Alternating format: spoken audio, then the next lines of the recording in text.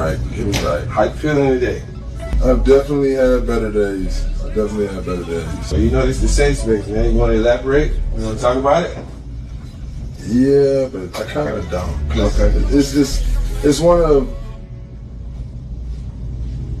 it's along the lines of something I think I've been dealing with my whole life, and I'm just struggling with accepting how it's playing out right now. And that's sounds like a bunch of gibberish. No, it ain't gibberish, man. I mean, you know, we all go through stuff, but if you wanna. No, to be honest, I'm grateful, man. I'm in a place of gratitude right now. It's been a tough week. It's been rewarding, and it's starting to pay off. Things are starting to happen. Okay. Okay, good. So, since you've been back in the Bay, man, you've been enjoying your time here. I know you got a lot of history here. Played 2 teams here. What does it feel like to be back? Man, it's honestly kind of bittersweet. I've gotten such a warm reception from, you know, people and places I've gone, but I don't feel as if I'm ready to be back here right now. Just because this is like home, the people are like family, and there's some things I kind of wanted to have some things with me when I came back, you know what I mean? Right.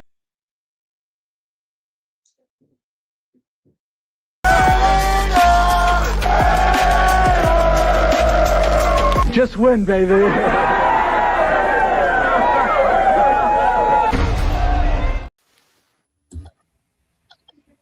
Yo, what's good in your hood? What's good, man? We're back for another installation of Bart the Bay Area Raiders Talk. And as you've seen, we was giving our moments for Alden Smith, Raider in Peace. And this is Men's Mental Health Month. And for me, it's always Men's Mental Health Month every day. I had a friend make a post saying, how come men don't talk about their mental health like they talk about sports and cars and girls? And then I responded and just like, that's wild. I wasn't trying to be mean or anything like that, but I was like, that's wild to make that comparison because it's really not that simple for men. So it's not like men emote like women. So it's a little different. Exactly. But I tried to explain it to him, but I think she kind of felt a certain way and deleted the post. And that was really a learning moment right there to understand what men go through. And that's why men generally don't express what they feel because of lack of understanding. But I do want to dedicate this show for anybody that's going through it, you know, and you feel like you're alone and nobody understands. There's people that understand, but they're going through their own thing, and you got to be your own superhero as a man. And that's just what it is sometimes. And it's tough, and it is what it is, but you can always reach out to other brothers and try to find some kind of common ground there. But I have a brother, Pizzle, not Nizzle for Shizzle. What's So we're cracking? going to talk about that. We're going to talk about, also, I want to keep in our prayers too. Like, this is kind of.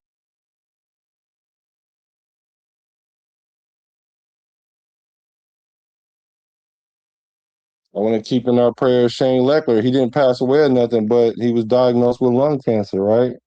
So we want to keep him in our prayers as well. And man, love on who you love, man, because life is real. And you know, we sometimes we argue and we go back and forth on this Raider platform, but life is real, and you got to really cherish people that are in your life. And you know, prayers out to Shane Leckler and Alden Smith and his family. So I'm gonna take a couple seconds to give Alden Smith and his family they due proper respect.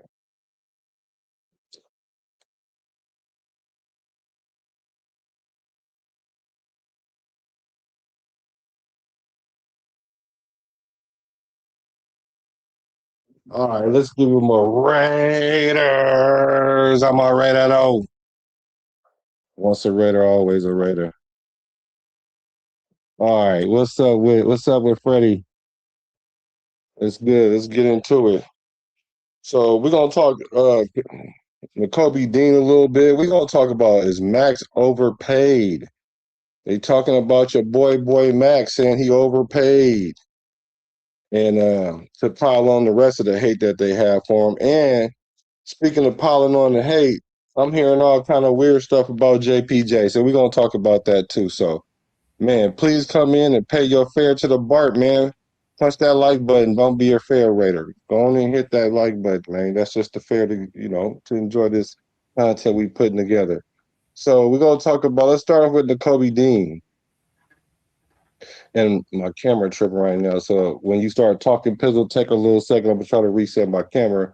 But we're gonna talk about Kobe Dean a little bit because I know a lot of our fans have that PTSD, that post-traumatic Super Bowl disorder, and we have a tendency to ignore our history because we're not thinking in our right mind. A lot of the time, we're thinking emotional. So this is for the people. If you thought we were gonna be good last year, I don't want to hear y'all tell me about evaluations of players because I was sitting here really, really trying to understand why we got Kobe Dean and everybody was giving all these high praises.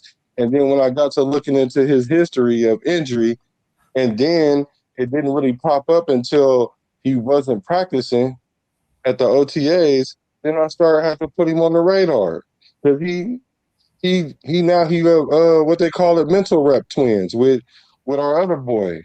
Ron Crawford. Mental reps. Mental reps. Mental repping with Crawford. Crawford and mental repping. Mental repping with Crawford. Yeah. Right. And this is supposed to be our green dot linebacker. So that's what also have me feeling, well, not feeling, like looking at it in a way like, okay, wait a minute. One thing that we are stressing is communication. Everything is communication. And how does our leader, our green dot guy, not out there? He's not out there. So I do have some preservations when it comes to Kobe Dean. Let me just go over his injuries real quick, and then you can kind of take it for a second, Fizzle. But here's Kobe Dean's. Let's see. All right, here's injury. So in this 2023 Eagles season, when he played the Eagles, he had a Liz Frank foot injury in week 1. So that sprain landed him on the IR, forced him to miss multiple games. And then he came back in 2023. And after just a few games of returning, he re-aggravated that same Liz Frank injury in his foot. And he had to undergo surgery and was placed on IR for the second time in this season after playing only 5 games. So then he played in January 2025. He torn his patella tendon. During the Eagles' wild card playoff win against the Packers, he suffered a devastating torn patella tendon in his left knee. So the typical recovery time for an NFL athlete returning from a patella injury, a tendon injury, is like 9 to 12 months. But it could take up to 18 months to fully regain your power and your explosiveness. Yeah, so a more realistic timeline puts his return on the field like mid to late 2025 or the early 2026 season. Now, but during that 2025 season, he messed around and missed the first chunk of the 2025 season because he was on the PUP list. So he sat out for the first 6 games, and then he finally came in. And then late December, something about December, week 16, he suffered a hamstring injury in coverage. He had to be taken to the locker room. So they downplayed it, whatnot. But now here we are currently in June. I mean, what is it, June now? Yeah, currently in June. And then we signed him to a massive contract. Massive. And he hasn't been practicing. So Fizzle. Because we gave him $20 million guaranteed. And he has this pattern of lower body injury. So what do you think and how do you feel about our man, Kobe Dean, and how are you concerned? So I ain't gonna lie, I'm concerned. Yeah, I mean, I'm a little concerned about our boy Dean here having so many lower extremities injuries, especially on those foots, and then now that knee. You know, so he's been through a couple of surgeries here in the last few years. That's kind of you know, that's hard. That's got to be hard on a player. It's got to be hard on a player's confidence too. You know, and just you know, hopefully he can get together and get this little injury prone little what do we call that? You know, this little dip in his career with his little injuries. Hopefully he can get past it and we can get a good couple of years out of him because it seems like he's been due. It's like he's got a lot of bad luck over there or something. Like I don't know why, but he seems to be injured of just about every year. And then I don't know why the Raiders are like, yeah, that's a good idea to go. I mean, I understand he's a good linebacker and he was you know, we needed to fill that, but at the same time, availability is the best ability, and he hasn't been very available in the last few years. So, you know, I'm worried about that the most. Is you know, is he going to be healthy enough to come in and play for so long? You know, so in that aspect, you know, when he plays, he's awesome, right? When he plays, he's a force to be reckoned with. He gets the job done. You know, he's physical. He fills the gap. He's everything that you want, but he can't be hurt. You know. Yeah, you definitely hit all the nails on the head right there and syncing them all together because you know injuries is kind of weird because it is a violent sport. So I can see injuries happening, and it does matter the type of injuries that happen. And Mm-hmm. so for him, hopefully, like you said, that injury bug or whatnot can pass him by for at least a couple of years and we can get value out of him. Because I can understand why we went and got him. I Yeah. just No. don't understand why I don't understand why we've spent the money we spent. Mm-hmm. Mm-hmm. I don't know how many other people were knocking down his door. So you know, he does have value. I don't know if he's got 20 million value, but hey, it's not our money, bro. It's kind of our money. Yeah, well, it kind of is. I agree. I like to think it is our money, but we don't ever. It's like the government. We give them our money, but we don't get a say. It's the exact same thing, except they don't steal our money. We willingly give it to them for jerseys and tickets and all kinds of memorabilia, because that's what we do.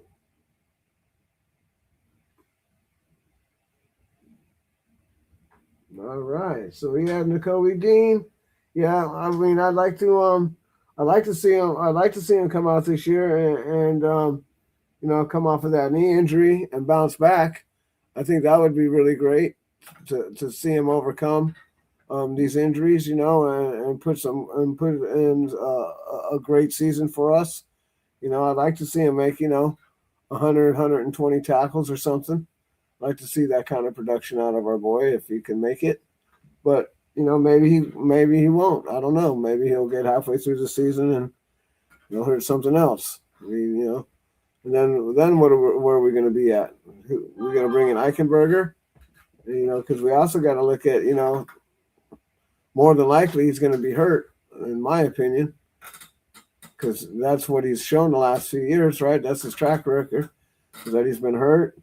So we're going to have to either get Eichenberger ready, make sure he can come in there and do what he wants, or we're going to have to, you know, make sure he's got somebody in his we got somebody that can come in there and swap and fill his shoes because, like I said, if you want to see what he's been up to, all you got to do is look in the past, look left, right? And so, you know, he's been hurt. So we just got to be prepared for what's going to happen. Whoop. Gotta be prepared for whatever's gonna happen, like my camera going out, like it's trying to hate while we struggle streaming.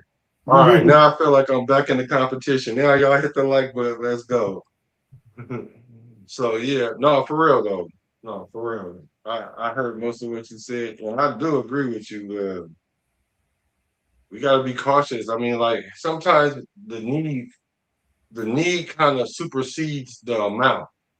And that's what I'm trying to get y'all to, not you necessarily, but people to understand about this Max thing and his contract. Because one of the things I kept hearing repetitively is for the money that he makes, I expect this. He should do this because he makes all this money. And I'm like, the business side of it, he's getting paid right along course with what the market dictates. And for him to sit there and say, "Well, I don't think I earned that money," like that's preposterous, especially as much money as the league make off these players. Oh yeah, the league is killing it too. I think the whole thing is overpriced and overrated. That's just my opinion. When it costs you $1,000 to go to the game for an afternoon, bro, I think it's just a little too much. Even a couple $100. Who's got a few $100 extra to take their kids to the game nowadays on a Sunday? Man, The parking alone, the parking's got to be close to $100 just to pull up into the place and park. it's like 50 or something like that's a lot plus the gas or whatever. That's just to get in the park, like you say. God forbid you want something to drink or eat or Yeah, anything that's like 20 that. You bucks. spend it. Yeah, you spend it.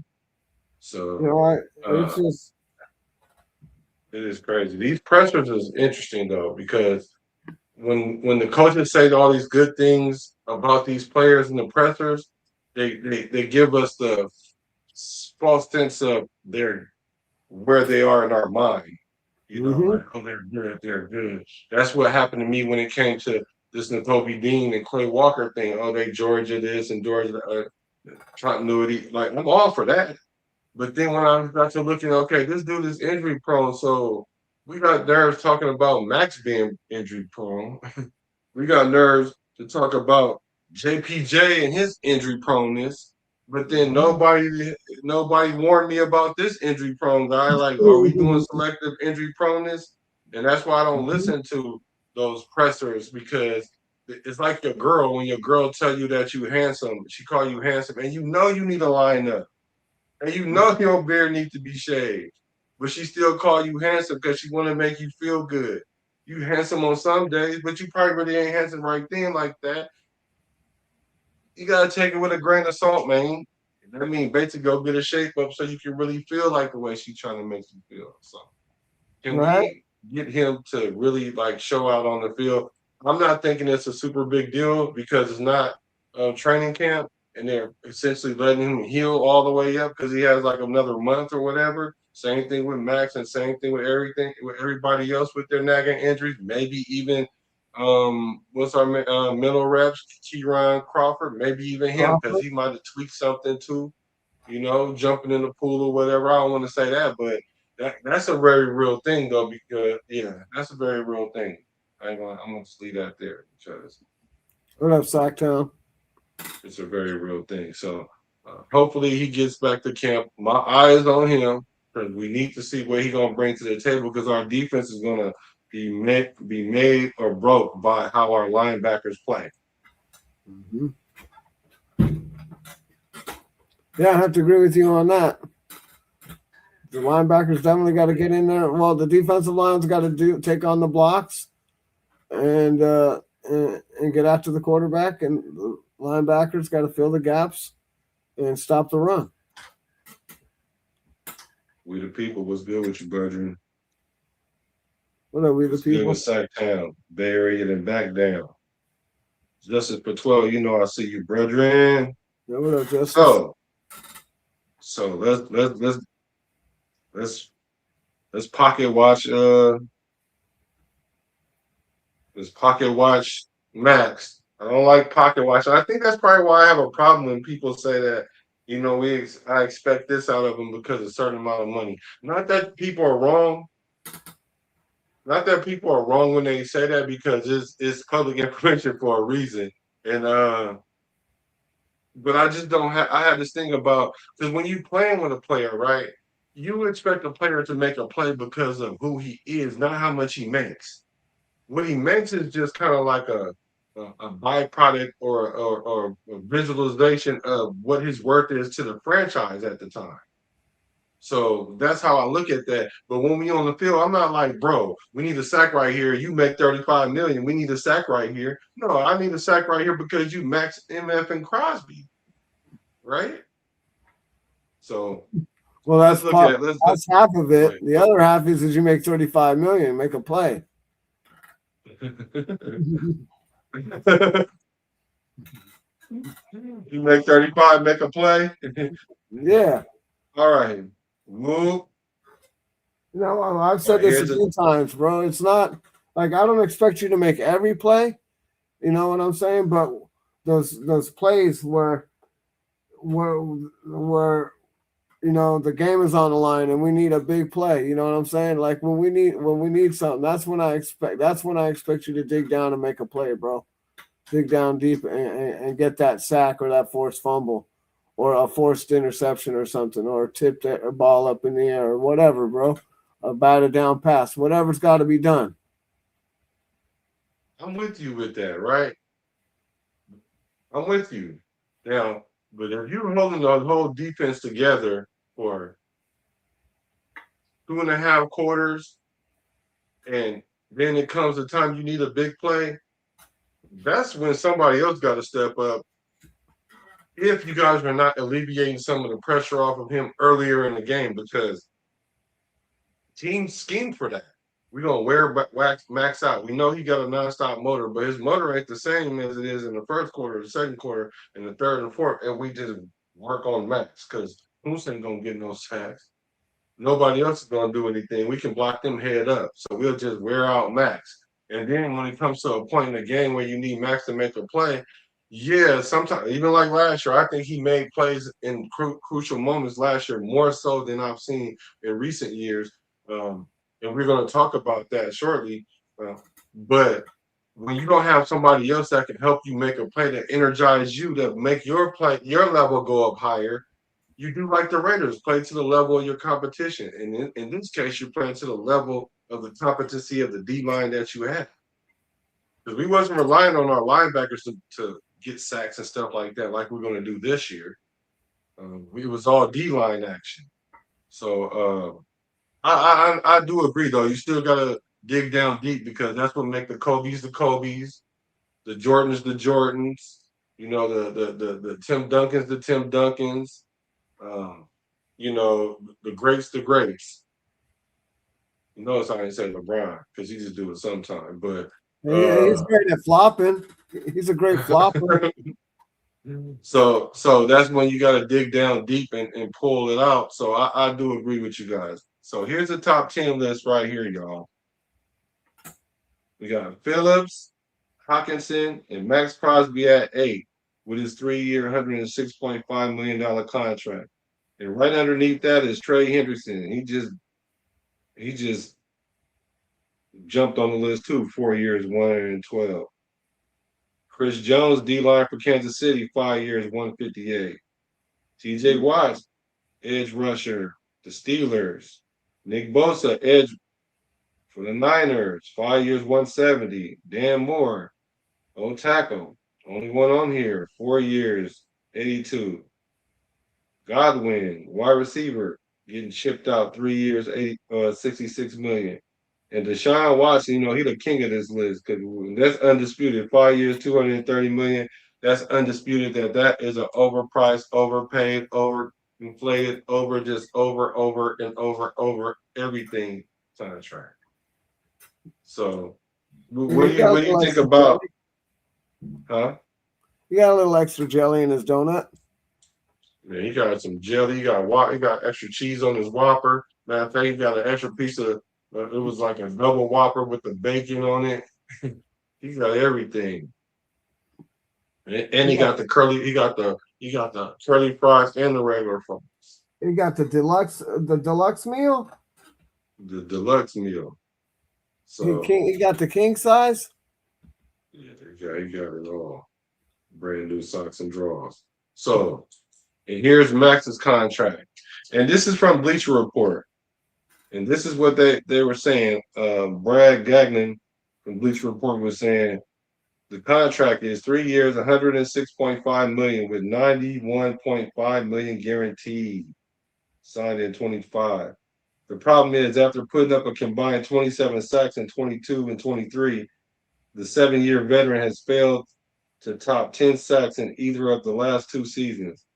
He'll turn 29 this summer, and the continued decline is inevitable. Inevitable. Y'all know why I can't say that right now. I know why. Yeah. So the kicker here is that the Raiders are pretty much stuck paying him more than $65 million over the course of the next 2 years. They tried to trade him this offseason for a reason. That's what he's saying, and that's why they're saying his contract is overpriced. So you had some thoughts about that. You said you know why. Shoot your shot. Well, I think that I think that people just expected more out of him. We paid for him. He does a great job. He's the franchise head guy. He's been the best player on our team next to Brock Bowers. Like that's just recent.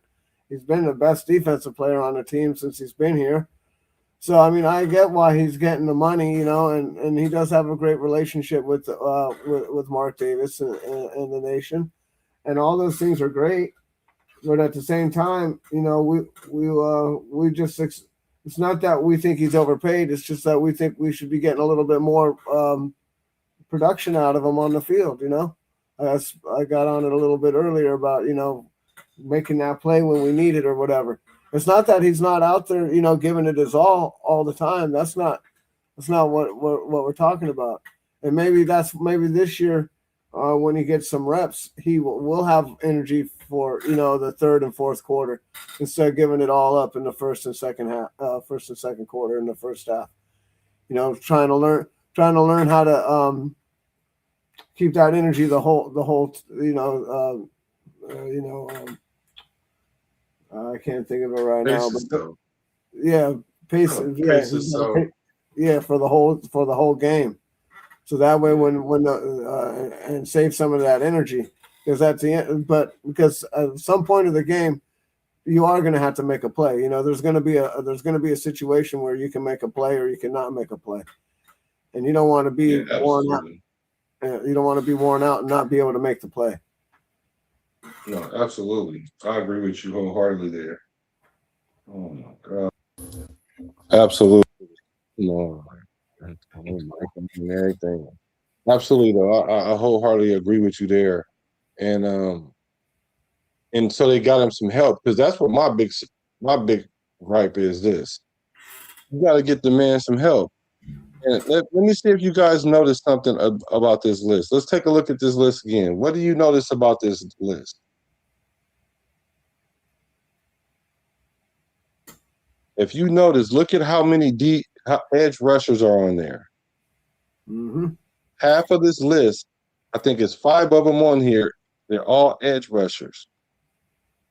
So the edge rushers are getting paid. So is his contract in sync with what the market dictates? And yeah, it's in sync. He's what did you say, an 8th overall? Mm-hmm. Yeah, I mean, we're not, like I said, I don't think people think we're overpaying them. We just want more production, like I'm saying, dude. I mean, it does seem like a lot of money, but when you start looking at some of these other guys' numbers, we're actually getting kind of a bargain. Ooh, that's a hot take. I don't think I heard anybody else say that. What you say, but you're right though. And I think the reason why a lot of us feel that way is because we've seen the production that Maxx has put out already. And since he's kind of been fighting back from those injuries, we haven't seen that.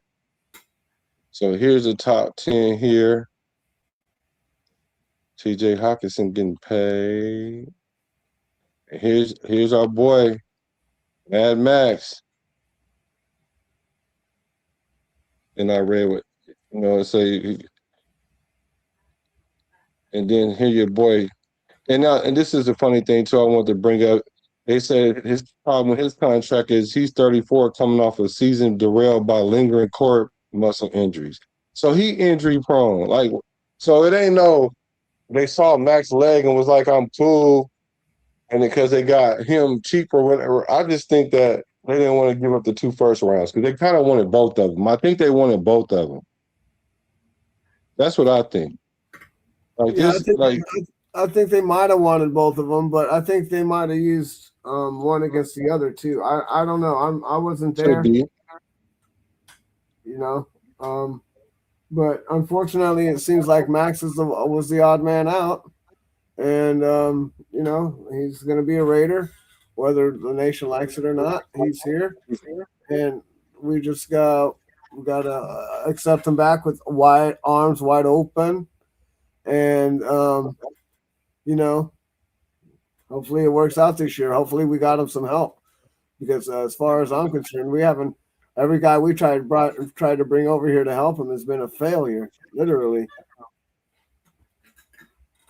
Right, literally crash and burn. Like, and we got some big names because it's not like we didn't swing for the fences on it. Because what was the name that you named? Because you named some very good names that we really tried to bring in to help him on that D line. Well, yeah, we definitely brought in Wilkins, right? Wilkins, high dollar player, but then he got funny, and we had to let him go because he started doing some funny stuff. Way too much. Yeah, doing way too much, and you know, I can't remember anybody else that I named, but there's quite a few people that we brought here, and they just, you know, they haven't turned out to who we wanted them to turn out to be, and that's unfortunate. It's like they come over here and think that they can just get paid and not do anything. Willie Wayne was cracking. That shit was That's fucking weak. weak. No, I agree with you on that. So he has some help this year. Yeah, he had a little help, but they still weren't able. The problem with this year was, yeah, we got him help this coming year, but the problem with last year is we just couldn't get the ball rolling, dude. Well, it's the offense that kept the defense stressed out all year. Our defense was stressed out all year, basically. Yeah, we kept them on the field for way too long. Like, we could have been middle of the pack, or maybe even a little bit better, maybe top 12, if we could have kept them off the field longer. Yeah. Okay, so here's the stats from people were saying Maxx didn't get better, and I kind of raised my eye to that because I'm pretty sure even for me the eye test he looked like a better player. And granted, even last year he was playing with an injury, like severe ankle injury, right? Yeah. Yeah. So in 24, in the 24 season, he faced a down year by his elite standards due to that lingering ankle injury that he suffered in week 2. And that ultimately required surgery. So that limited him to 12 games, causing his production and PFF grade to hit their lowest mark since 2020. So his PFF overall grade was 74.3. And then in the 25 season, he bounced back forcefully despite continuing to navigate injuries and playing for a struggling Raider squad. We just talked about the defense being overextended, but he played better. So he stayed on the field for 15 games, but he did get back up to double-digit sacks with that 10 sacks, which is good to see. And then he saw a significant rise in his PFF grade to 79.7. And we're going to highlight his elite run defense, and his motor is still high. So let's look. In 12 games, or 15 games, and arguably in the 24 season, he could have got 10 sacks that year too, arguably. Total tackles, though, is a big difference. We were having a hard time stopping the run last year. And it looked like Maxx was in. Like 73 total tackles is insane for a DN. Yeah. That's a lot. And then he's about the same with the QB pressure. So he kept up the pressures on the quarterback, but he did stop a run, or it was involved in the run game a lot, which made his PFF grade go up about 5 points. Now, the thing is, last year, he was outside of the top 15, and this year he was in the 16th position. Mm-hmm. So to me, I'm thinking Maxx played better this year than previous year, to me. And that means he's getting better. And like he said, he's not trying to just come back, he's trying to come back better. Now, I'm fair. I'm not a fan person that I make rules for one fan and not the other. So we're gonna compare his last year's stats to his 2023 season. And so in every statistical category that we talked about, he is down in. Played 17 games that year, 14 and a half sacks. That's probably where everybody want to see him at, around the 15 sack mark, right? At least 12 to 15. At least 12 to 15. Yeah. And so even the total tackles, he had 90 that year with 31 QB pressures. So his overall PFF grade was 91. So that's the Maxx that got paid. Yep, it sure was. And he was top 10. Mm-hmm. That's the Maxx that got paid. And I try to explain that to people when it comes to the contract, though, is Maxx get paid for what he's done, not what he's going to do. That's what they pay you on, based on what you do. And that's why sometimes stats do matter, and it gives you leverage to get more money, because you're getting paid on what you did and what they project that you still could do for however long that you could do it. And I think Maxx is cool. He's gonna be 29 soon. He got like 2, 3. I got like 3 peak years, I would say. He got 3 peak years. If he can hurry up and get over this injury, this repair injury, and get his motor back up to his 2023 standard, then I think we'll feel a lot better about Maxx. And then all the coiling about trade Maxx and Maxx this, and I even heard something else crazy about Maxx, because he went to the White House and watched the UFC thing, and how he's a sellout and all this, and fans are hating him because of that. And I'm like, oh my God, y'all gonna find any reason not to like Maxx, but then y'all forget that Brock Bowers was doing the Trump dance in the end zone. Like, the same people that hate Maxx for doing that will forget that Brock Bowers was doing the Trump dance in the end zone. Like, obviously he rocked with Trump. I don't know if he rocked with him now. Trump been tripping lately. But my whole thing is, who cares who they're rocking with? That's really no one's business but theirs. If you don't like it, that's your business. I mean, you know what I mean? I don't particularly care who they voted for. That's none of my business. Right. Right. I agree. Get out of your emotions. Get out of your emotions, yo. Stop being emotional. You're sounding like a woman. Yeah, I agree. You're a man. That's why men don't cry, bro. Right? Especially don't cry around a woman, because if you cry around a woman, then they're gonna think you're weak. They don't want a man. They don't want a man crying around them and shit, sobbing about, telling them their problems. That's what a woman don't want. And anyone who says different is a goddamn liar. I'm gonna have to agree with you on that. They say they want you to open up and be emotionally available and communicative. But yeah, you believe that they want that for you, but then they're gonna look at you funny, though. Just know that. Yeah, they're gonna look at you way different. Like, it's time for me to get an exchange. I gotta change this car in. Where my receipt at? Yep.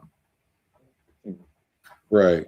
So I guess we come to the consensus that Maxx is not overpaid, but what we do need is for him to get his production back up, which is a fair assessment because he's coming off an injury, but we need him to bounce back up to that. You say 12, I'm saying closer to 14, but like you said, 12 to 15 is fair, right? So I would agree. He needs to get around that area. I guess around the 80 tackles, and hopefully maybe not that much, because we'll be able to make some things happen with our linebackers. And then we'll be able to stop the run with Maxx, because he is a force multiplier when it comes to stopping the run. And he stopped a lot of running last year. So I like the way he played last year. I understood why he was upset, because he wanted to play through it. He's going to play through the injury. But the franchise did the smart thing for once. That's why we're going to start winning the championship, because we're doing it from the top down, not the player up. We're not letting the players, or like you say, the inmates run the asylum. We're not letting that happen. So they sat him down, so he could be ready coming into training camp. So hopefully he take heed of that.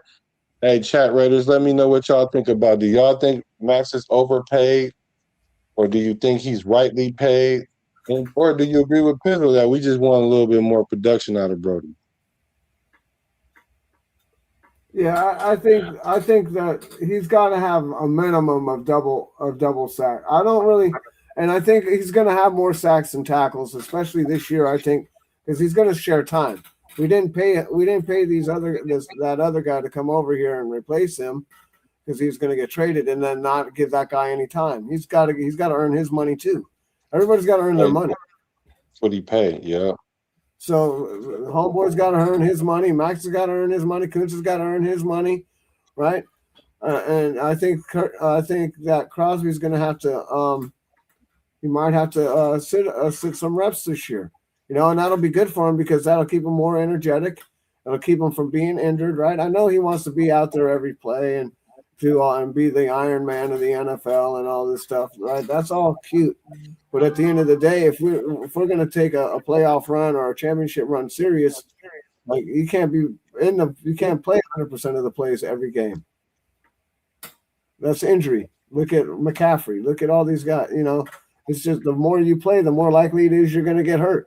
It's going to happen.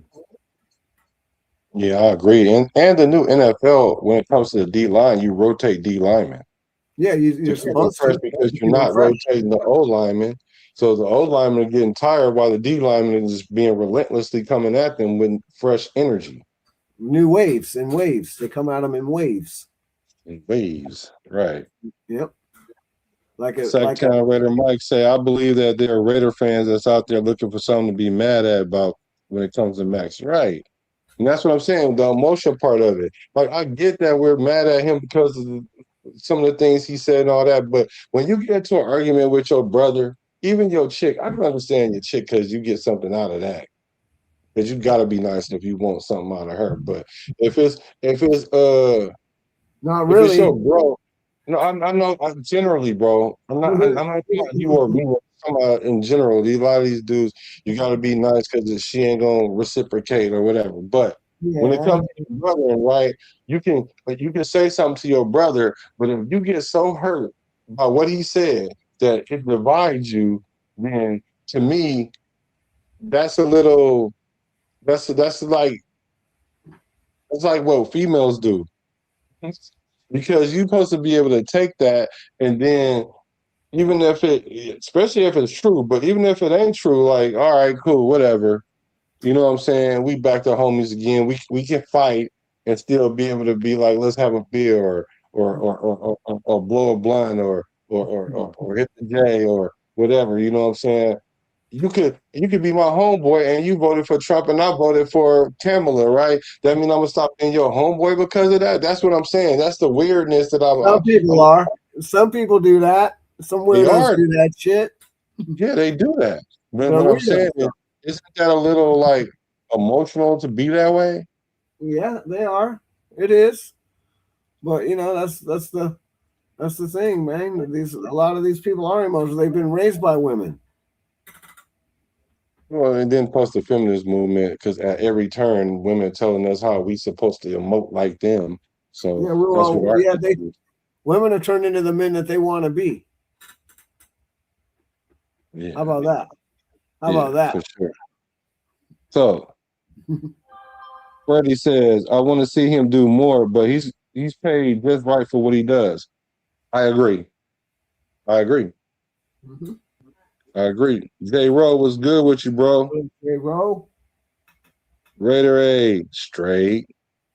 Great. What up with the chat, Raiders? Can y'all hit the like button for your boy? Hit the you feel me too at the bottom of the screen if you haven't become part of that sub club and help us get into this algorithm and this AG because Raider content is about to heat up.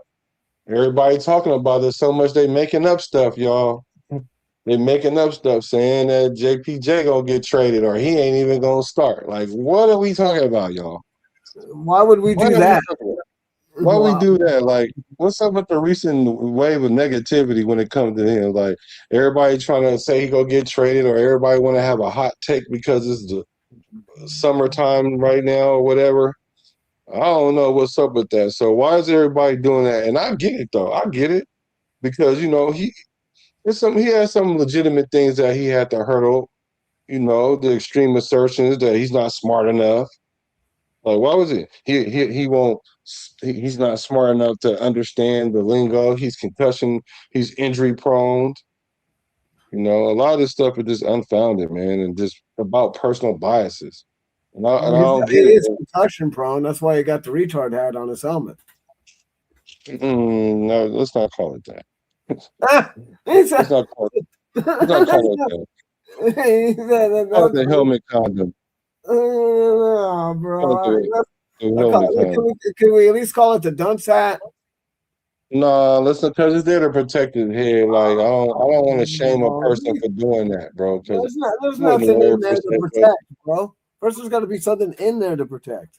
Bro, obviously the league says it's protective. It's a protective halo. So it is what it is. I don't care. But even though he's concussion prone, right? First of all, this let me know how soft that football has gotten. Like, I bet you if you ask any player during the Tim Bryant era and Michael Irvin and all them, I promise you they didn't have like 2 or 3 concussions unfounded.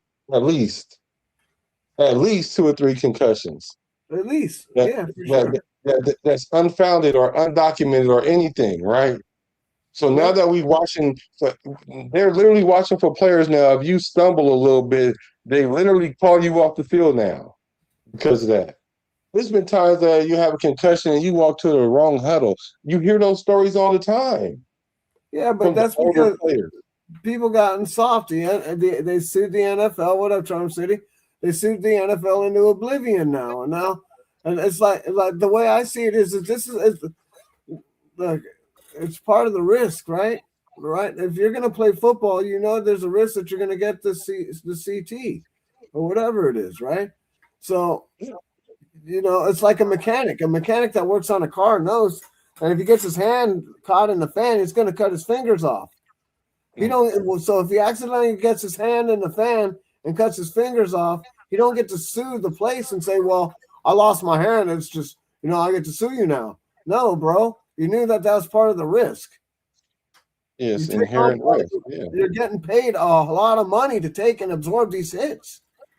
Now the guys from before, like in the 60s and 70s, and even into some of the 80s, those guys didn't get the kind of money that these guys are talking about. That these guys make. These guys have made more in one contract than those guys made in their whole careers, which is just crazy to your boys looking at all of these numbers. Like, some of these guys, until the 80s, I don't think any of these guys even made $1 million. To be honest, right. These guys are all in the low thousands at $60,000, $80,000 a year. These guys are making $30 million. It's crazy. Yeah, man. And I don't think the owners should be getting all the money either. And I think if the owners want to build a new stadium, they should pay for it. Why are the taxpayers paying for it with the hotel tax? How can the billionaires that got billions of dollars didn't pay for their own fucking stadium? Well, because I'd rather spend red money. Yeah, I know. I know why you rather spend red money. I know. He said, I thought you had $1 billion. I do. But I want to spend red money. Hell, I want Ren to pay for my 40. Yeah. Where my 40, Ren? How much you got on my 40? Yeah, like for real. So that's how that happened. So, a lot of people saying JPJ is in his head. He's a wild card. And so I like it. I like JPJ, man, but let's check my man's out. Like, this is kind of a funny story that I've told a couple of people, but we're playing the Chiefs. I think it's the first time I don't know what week we're in. I think it was like week 5 or 6. And Andre ended up going down, and they were going to put someone else in at center who hadn't gotten snaps all week at it. and I was irate. Like I was pissed. So like they're trying to find someone to like start go snap to Gardner at the time, and I'm like, no, no, this. So I went up to AP and I was like, Coach, respectfully, like I'm gonna play center. I won the Remington. Like I can do this, and like I don't care what you say. I'm gonna go play center. That's kind of the first time I took ownership, and he was kind of like surprised. He's like, all right, okay, go. And then I think like the when like first the two plays, like I hip toss somebody, and immediately I was just like, oh, I'm back. Like okay, I'm not giving it back up. You know, Yeah. like I don't. Yeah. I'll do what the team needs me to do, but I'm gonna make a hard decision about me playing center or guard. Yeah. I love And that. then that's when I kind of got confidence, and I started having like a lot of fun in games Yeah. because I was just kind of back in the saddle. So What's up, Jack? I'm your center. Nice to meet you, man. I love it, dude. Welcome, bro. Damn, what fat you think boy. about what you think about that story? He Fat tell boy. because people talk about, well, Max is hitting coaches and he's running the team and no one's bigger than the shield. And I'm like, yeah, that's true what y'all saying. But the thing is, in the throes of the war, the fight, the funk, there's certain things that's just not politically correct. Especially that's why you don't let the civilians see what goes on in war because they don't understand it. Just like what A Few Good Men, he was telling me, you don't understand it unless you got a gun. And, if we relying on you, we will have no freedom, basically. And so, you don't want to see how the sausage is made. You just want to Eat be it. able to pull it on the grill. All right. So the thing with JPJ, him basically saying, hey, look, I got this, man. Y'all tripping. Maybe a lot of people think that rubs them, that would rub a lot of people the wrong way. But I love that being that a player is like, come on, man, y'all playing with me. So I think that he's going to get to a point where he kind of matures a little bit, maybe calm down a little bit. I don't want to knock that fire from him, like, because that's a good thing as long as it can be controlled aggression. And I think it's going to be a plus for us. So saying things like we need to trade him, he's not going to start. Trey Zoon is going to come in and take his position. I'm like, how do we get to that point when we haven't even seen Trey Zoon even take a snap in the NFL? Like he's not. He doesn't even know the speed of the game yet. So how did we get to that point already? No, I don't think JPJ is going anywhere. I just I don't know where all of this stuff came from or whatever, but I don't know. I guess if there's smoke, there might be fire, but I just don't think it's going to happen. I mean, I could be wrong, right? I mean, there's a chance, but I haven't heard anything like this. I just seen a couple of things going across the internet, but I don't know who's starting these rumors or whatever. I guess people need something to talk about. But yeah, as far as him going out there and taking charge and wanting to be the center and do all that stuff, that's awesome. Like that's cool. That's the kind of aggressiveness that we like to see, right? I want to see somebody who wants the job, like he wants to do the job. So he'll just grab it by the horn and go and get the job done. There's not, people could sit around and talk about doing the job, or they can go and do it. Apparently, he's one of the doers. He's not a talker. So I'm all about that. Oh yeah, that's important to be a doer, not a talker. I remember my football coach used to say that all the time. Yep. You're not a doer, you're a talker. Yep. And he try to pump you up. Hey, so no one got concussion. I'm not saying JPJ got a concussion in OTAs and nothing like that, but that's one of the things that people are saying that he's concussion prone. And so that's why they keep trying to say he needs to either be traded or he's not going to start. These are the things that they're saying. And I'm saying, like, I know I've seen Tua go out there, get concussed like the hard way, like stuff we ain't never seen before, and he's still out there running around. If anybody that has the Guardian helmet or what you call it, Pizzle? The retard helmet. Yeah, we go. Yeah, I should have asked you. Or no, the dunce hat. You mean the dunce hat? Yeah, the dunce hat.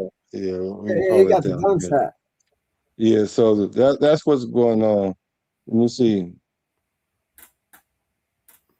He said, I'm saying JPG has got one that early before, hasn't he? Yeah, what, a concussion? Yeah. Yeah. I'm not concerned about that though. His last year or the year before, he got one, but Yeah. he's had a couple in college too. Just no biggie. I think he What had about? 2 in college and 1 in the league. Yeah. What about Estrada? Yeah. He said JPJ needs to shut up and do what Kubiak wants to do. Now I agree with that.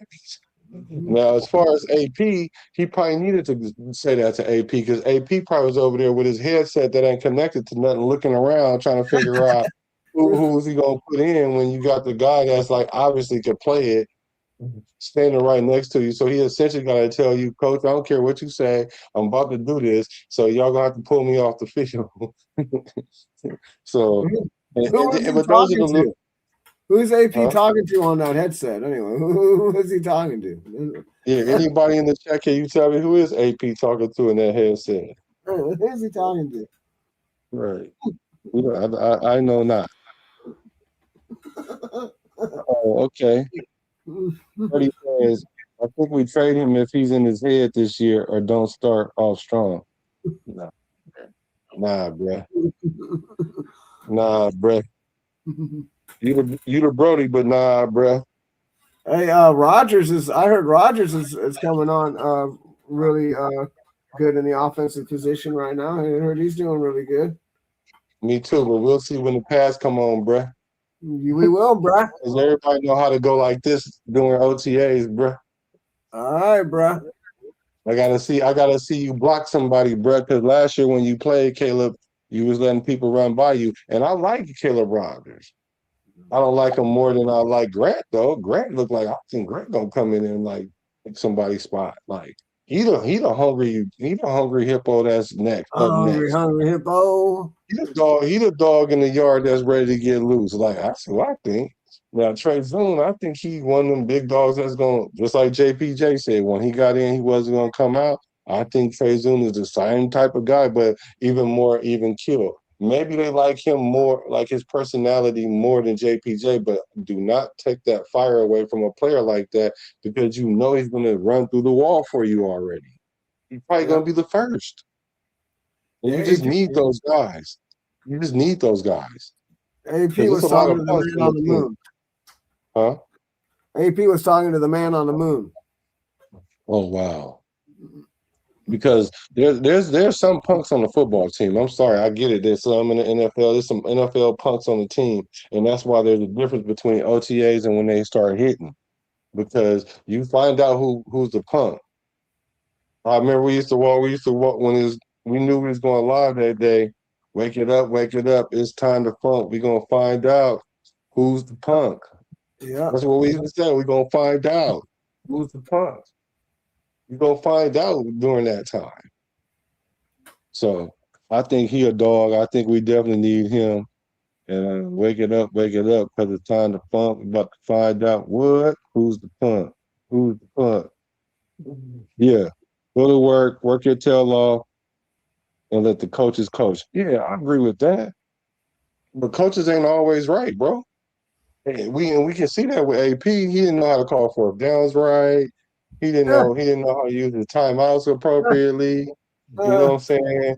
And I don't really blame him extra much because it was a first-time head coach. He jumped from a linebacker coach all the way to a head coach. He wasn't even a coordinator. Yeah, so, well, Madden did that. Yeah, but we talking about the best of the best. You ain't about to play no video game called AP on it or anything with Antonio Pierce on it. I'm just saying there's somebody out there who did it. Yeah, there's one. Hey, what's up with this?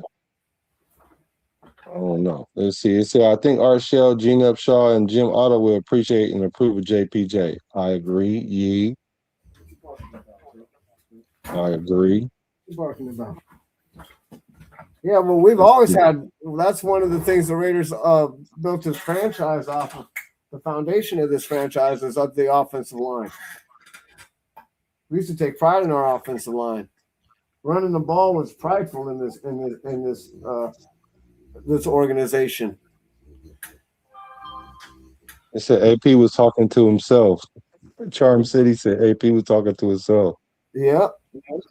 Did Raider Aid say AP was talking to a cigar plug? Yeah. Sacktown Raider Mike said, I've had several concussions. The more you get, especially if they're close together.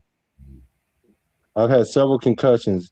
The more you get, especially if they're close together, the easier it is to get another one. True. JPJ definitely needs to wear a guardian cap.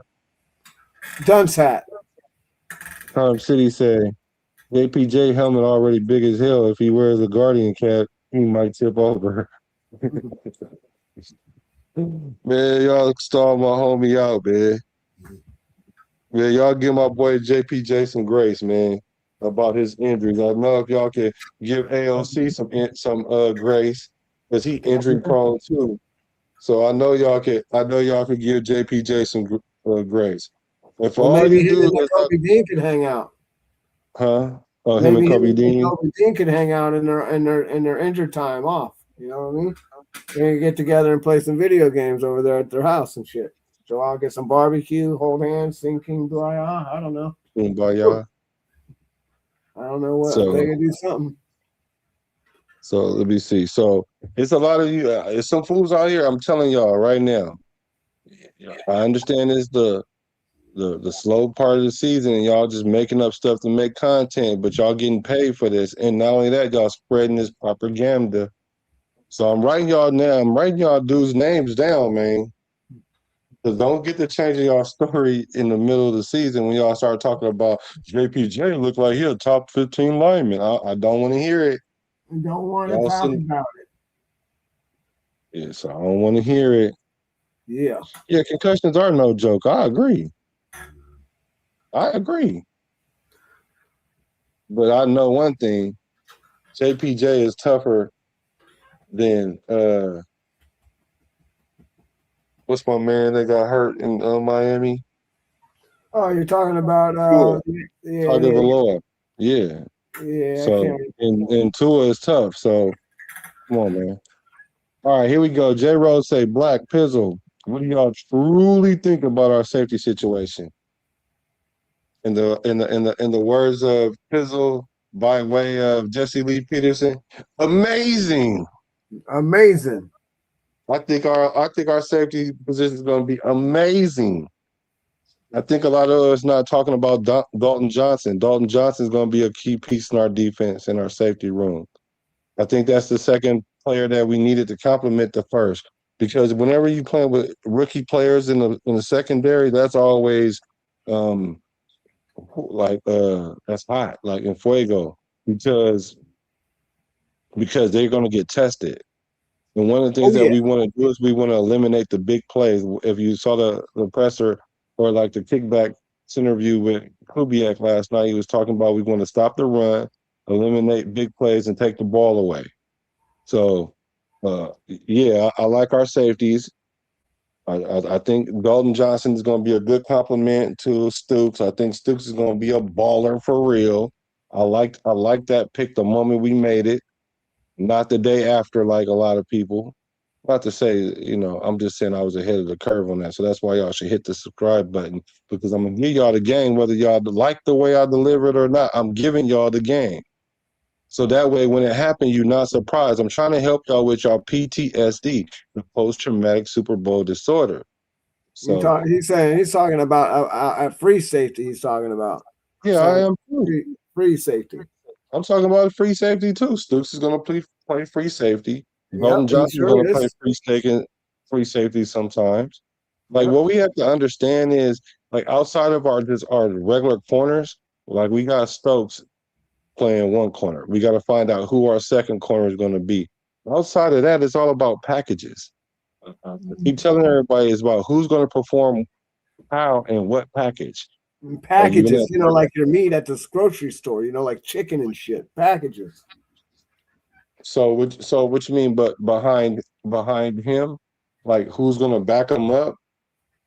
It's going to be packages. Because it's going to be sometimes like Hezekiah Walker. I mean, Masses. Like sometimes he could even play center field sometimes, because we're not going to rely on him to make a bunch of tackles in the box. We're not going to try to put him in there in the box safety.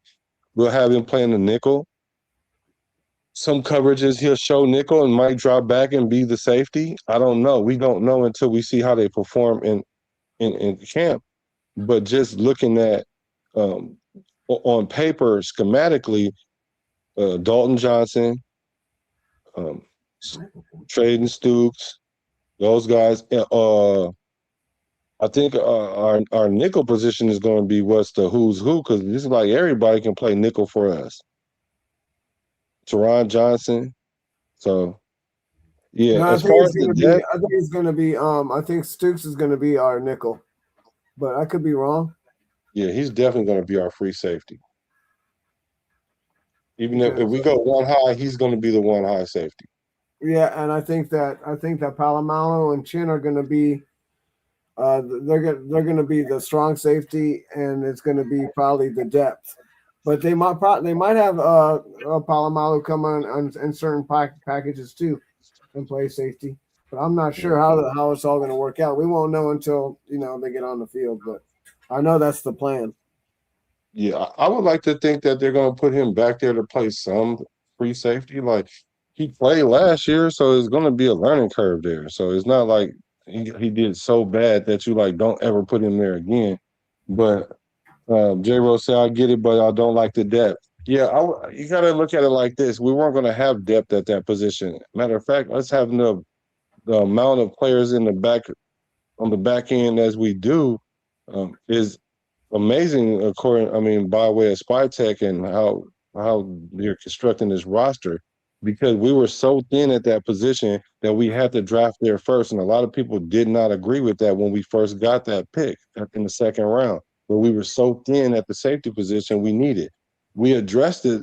We addressed the situation, but we don't have enough to address it and build depth like we did on the O-line or even maybe the D-line. Because we need depth at linebacker. So these are things that I think we will address. We got Eichenberger over there. He's going to be our savior, bro. Don't worry. Good old Tommy Eichenberger. He's gonna be all right. He's gonna be our savior. Yeah, he's just Lord and Savior. That shit was fucking weak. You keep pulling that up on your boy. What's going on? No, we just need some. We need some more linebackers. But yeah, we're gonna go ahead and address that, I think, in the draft free agency. Maybe even this year. We don't know who's gonna get released after camps and things like that. So we just gotta see how these guys play. But I like that we have the youth and agility back there, and we gotta give them a couple seasons to gel together. So what I'm looking for is that they just actually make good plays.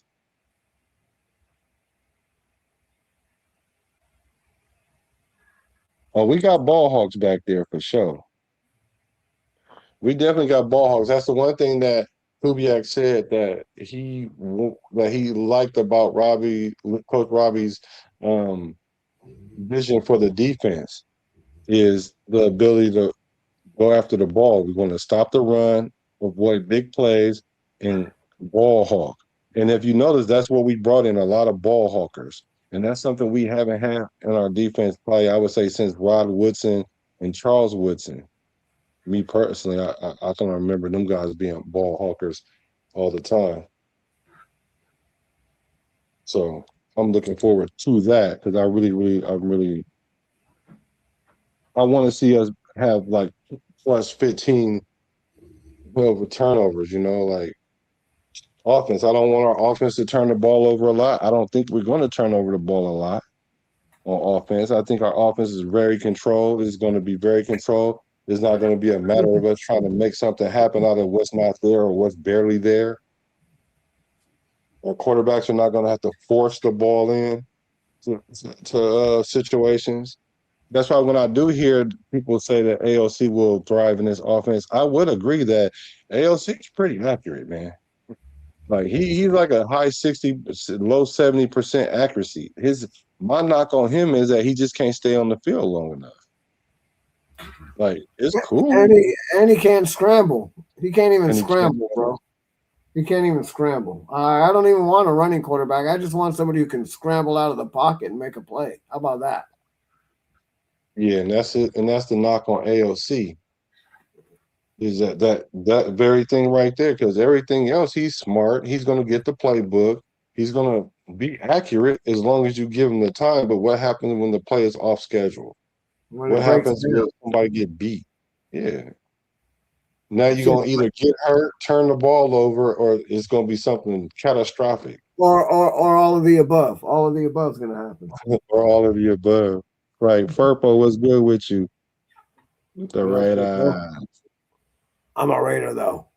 Yeah, for real. So JPJ, like I said, JPJ, I think you're gonna be just fine, bro. Like I knew our O line wasn't that far away because we had 3 pieces on our O line already that is like fine. Like they're solid players. So now we have a bunch of players with a couple positions.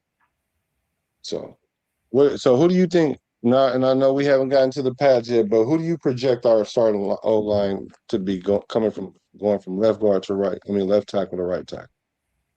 So I think what's his name is going to be the left tackle. I think maybe it's going to be Rogers or Zune, and then obviously it's going to be Colton Miller, and then probably JPJ. Or actually, no, it's going to be the center, then JPJ, and then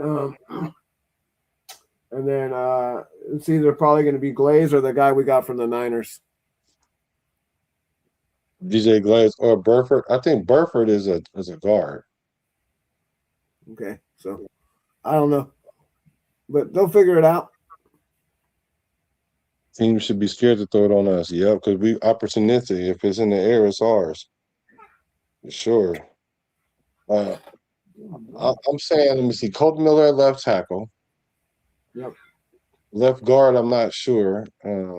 But I think what's going to happen is probably like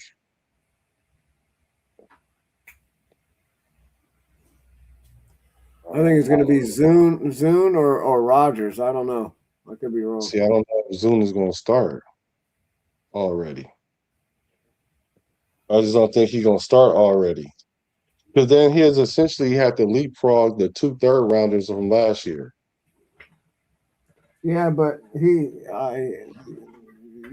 we'll have to see how things are looking in camp. But his numbers from last year in college speak for themselves, though. So he's definitely the best guy, and he's definitely the best offensive lineman in the draft last year. So this is, I don't think he's gonna start, but this is what I like. This is the lineup I like. And you guys in the chat, tell me the lineup that you guys like as well. I think this is what I think. This is what I think would be the cream of our crop. It might not be the starting lineup, but I think this is gonna be the cream of our crop. It's gonna be Colton at left tackle. It's gonna be Zune at left guard. It's gonna be Linderbaum at center, JPJ and right guard, and then man, either DJ Glaze or Charles Grant, and I think that's gonna be Charles Grant. And see, and even if Trey Zune don't start, I could see Colton Miller, JPJ, Linderbaum, Grant, Glaze. Yep. Or no, Glaze then Grant. Move Glaze inside and put Grant on the outside. I can see that. Yeah, it's all open to interpretation, right? At this point. Jay Rose said, I think going into the camp it would be Burford. Yeah, I agree. Going into camp, that's what it's going to be. I agree. Right on, bro. I got to cut out. All right, bro. Thanks for hanging out. Yeah, thanks for having me on. Thanks, chat, for coming by, hitting the like button and the subscribe button. Check you guys out on the next one. Is he a Raider, though? Raiders. I'm a Raider, though. You. So, Raider Ray says, Colton Miller, Burford, Linderbaum, JPJ, Glaze, first few games, and adjustments pending. Yeah. Sacktown say Burford probably a left guard. Hard to tell until they put the pads on. Right. I think I think he played by necessity with the 49ers. I don't think we're in that position. I think he's the kind of player that if an injury happens, he can come in and be competent. So Sacktown Raiders say Holton Miller at left tackle, Burford at left guard, Linderbaum at center, JPJ at right guard, and right tackle Glaze. Okay. Raider say Zoom and Grant will come in sometime during the season. Yes, I agree. J. Rowe, you don't see Grant starting on the O line this year? I think that's the guy that's on the bubble, me personally. Dang. I think he's on the bubble. You see Webb, what's up with Webb? Webb say Miller, JPJ, Linderbaum, Roger, Grant, with Zoom as number 6. So you guys seeing Rodgers making a leap from last year? A lot of people like Rodgers. Is it his personality or is it his play that y'all like? Which one is it? Which one is it? Purple, yes, yes, yes. What it do, gang? Raider Knight, what's good? Salute to you. Yeah, we was talking about projection of the O line because everybody keep trying to get rid of JPJ, and one thing I keep seeing as a constant is JPJ being in this lineup. I don't see nowhere near where he's going to be the 6th or 7th guy coming off the bench behind Rodgers. It's like, where are we getting this from? Like I said, I'm making a list of these people because once the season starts and y'all jump off that train, just saying whatever is the popular thing to say, like whoever's winning, that's my guy. You know, I'm calling you out for that because that ain't cool. Because y'all make the Raider Nation topsy turvy. It's already emotional enough as it is. It's hard to be in the Raider therapist when y'all out here telling them craziness and delusion. I think they're grooming Grant to eventually replace Miller. Well, if that's the case, then he needs to come in at right tackle. I would agree with that. I would think he needs to come in at right tackle.